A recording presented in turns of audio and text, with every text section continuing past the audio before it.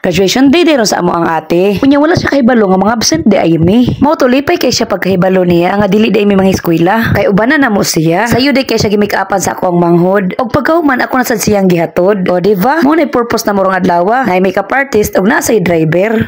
Timing mo sa gyud kaayo nga si kuya na sa layo ka trabaho. So kami lang sa ang nipuli niya dire. Unya mao to padong day mi sa simbahan ani. Kay mo attend siya sa baccalaureate mass. Unya pagkahuman ako gatod niya na pagkarwas sa ako sa akong car dire. Charot. Motor wash bitaw ay. Layo pa kaya sa tinuod nga magkasakyanan ta. Gawas-sawa tay kwarta, dagaturon pagyud ta. Labi nagdiirak ko nga sakyanan. Mao nang sabal-habal ra gyud ta kutob ani day.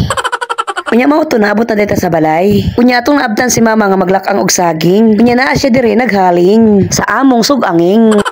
Bitaw mo din ang among snacks karon. Thank you di kay sa mong tiya sita nga gahatag na mo ani saginga. Unya ari na sa dita sa hugasan. Nga mao gyud taw na kong naabtan. Mangunsa pa may atong dugayan. Ato na dayon dasmagan para mahuman na ning tanan. Aw.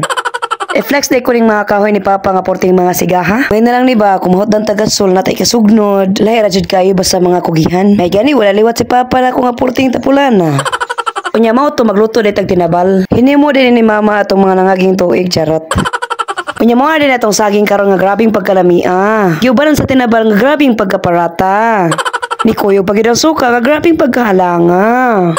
Bitaw ay perfect match jud kay ning kauna ba. Feel na ko murag Muslim na gyud ko ani. Kay healthy man akong gikaon karon. Healthy sa kidney kay porting parata. Bitaw yummy kay siya bay. Unya kay oras naman di ay so nagdali-dali dayon tag-adto sa Toledo. Nya pag-abot didto ni kauna sad mi. Slim gyud di ay. Nya pagkaumay dito dayon mi sa venue sa graduation nila sa akong ate. Unya mo na din atong dagway din dapita ng orasa. Unya usab pagtaod-taod kinay nagbutang na ko aning kawa. Mura jud ko nakaanak og duha ka dosina din dapita. Unya pagtaod-taod kinay paso na din ang among ate. Unya kay nasuguan man ko nga nay kuhaon sa balay so niuli lang sa ukadiyot. Pagkahuman ni balik rasad ko dayon. Dapat ingana sad ta mo nga bisag mibiya na mo mobalik ra gyapon mo. Unsa day? Pag sure ba kay magpaligid ko ning hagdanan. Ug may gani pag-abot na ko kay padung lang mopaso ang akong ate. Dili na kay tantong kubala ng akong lubot og liningkod. Unya karon ato sa siyang tan-awon.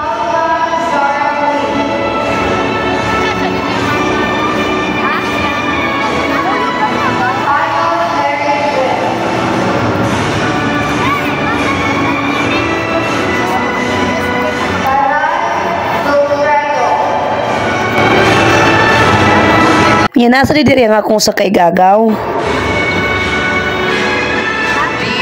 So congratulations kay ninyo mga Inday no. Proud kayo mi ninyo. Ug karon ato sa tan-aw ng ilang pagtos sa cup. 1, 2,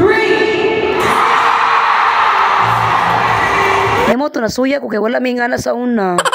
Bitaw oy paghuman na naog mi sa ubos og ipaabot na mo ang akong ate dire. Og paghuman na mo picture taking diri dapita nanguli na dayon mi. Sakto sad kay gabi na. Wala na init ang ulo. Ay ang adlaw di ay. Nya diri lang ta kutob. Daghang salamat sa pagtan-aw. Bye bye you.